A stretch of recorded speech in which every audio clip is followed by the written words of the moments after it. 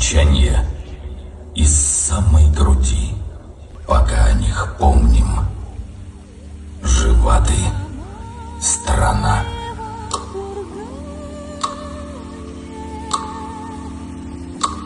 Тишина.